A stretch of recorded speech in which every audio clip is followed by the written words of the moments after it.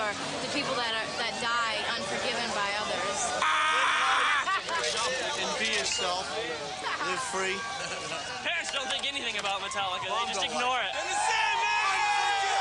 And finally someone in metal saying something right. Try! Oh, just fucking reality, you know what I'm saying? Reality? Some shit you just can't change, man. You just can't change some shit. Because I want to be listening to the Metallica albums from the fucking 80s. This is a man who's guilty in his mind. He always holds the key, but he doesn't know how to release himself. He's not in prison by anyone but himself. Probably wherever I may roam.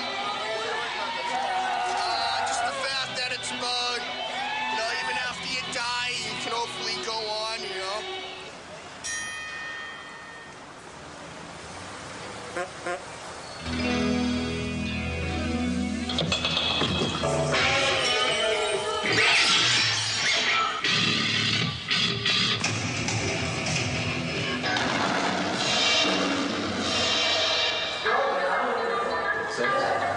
Valuable studio time.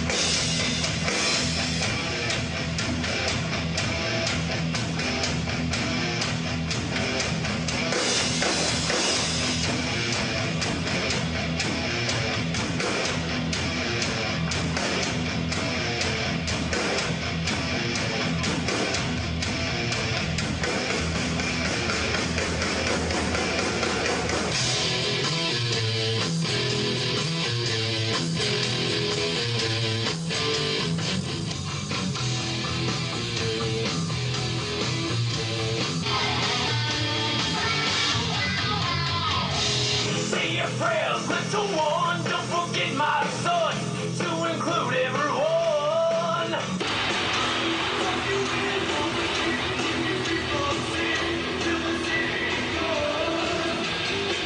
There was something about this project from the day that we started writing Sandman that just, it felt just like a motherfucker. Well, the songs we had were quite a bit more simple, a little more to the point. We realized that we needed a little more thickness in the sound, a little more muscle.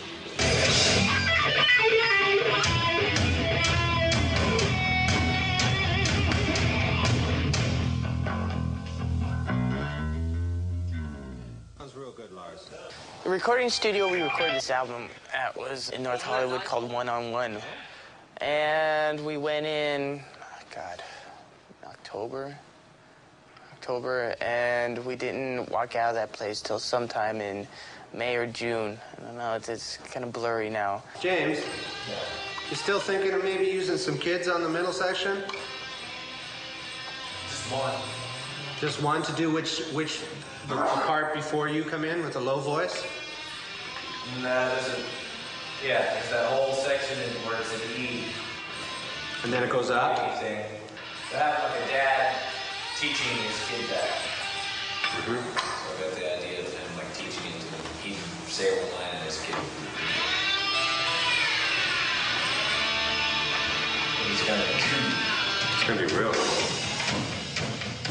So it was just like, you know, it's a little bit like building a house. You know, if you have a good foundation, then I remember, yeah, I'll be in there, you know, pounding away, and the other guys will be around the drum kit, you know, banging away, and there'll be all this energy coming from it.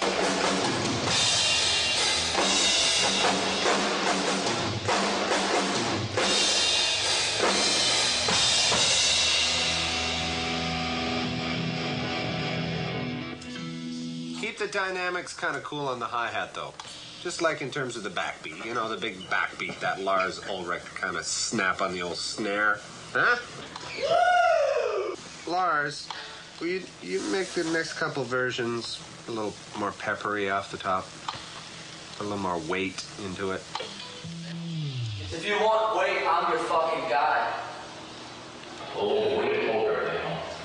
Biggest weight for Yeah. Get what? Jesus. I don't mind being the butt of jokes as long as they're as low as fine. There you go. Well, there you go. I think we kind of all fessed up to the fact that we just needed to bring somebody else into our tightly knit organization and work with us in the studio. And the only name that actually ever came up was this guy named Bob Rock.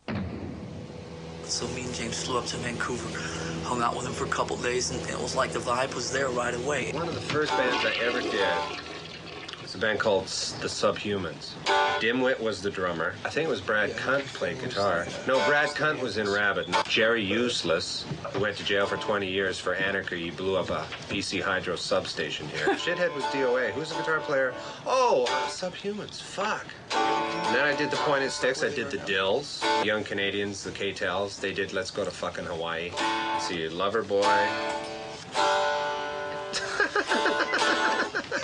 Oh, what's that, Rand? The Motori Crew. Motori Crew. Motori Crew. Who's that? Right.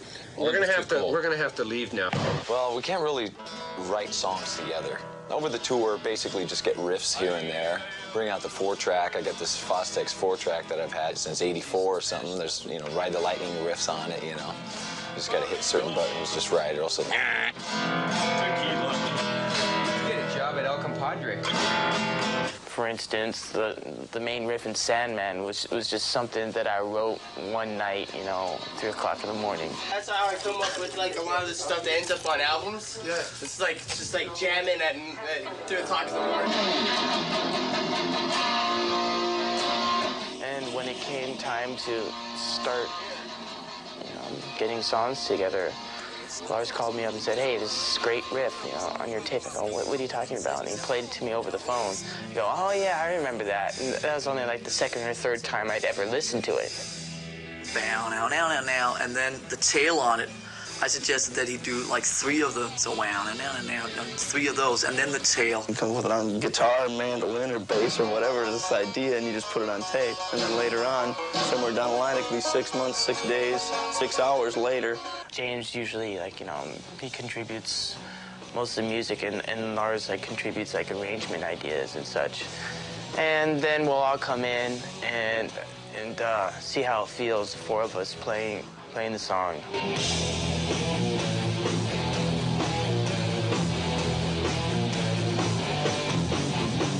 Sabbath True is at least a title that's been around for a long old time. Struggle Within has.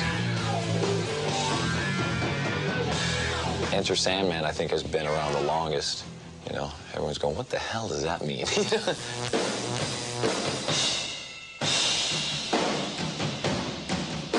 So 120, when he kicks in 121.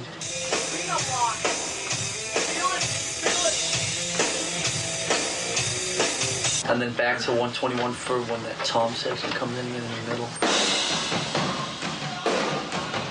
120 guitar only, 121 when it's toms. Yeah. 123, the body of the song.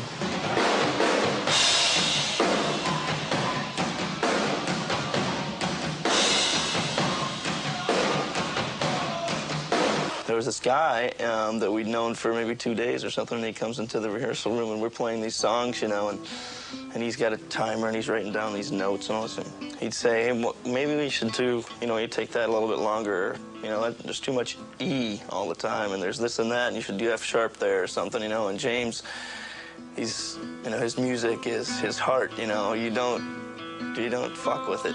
And so it was kind of weird for him, I think, the most, because not that he'd really say a whole lot of words or anything, but the guy would say something, and he'd kind of like, you know, he could like burn a hole with his eyes. It's like, what are you talking about? It's my music, you know. And eventually, and we try the idea, and a lot of the time it will work because Bob has amazing musical vision, and, you know, foresight is really cool.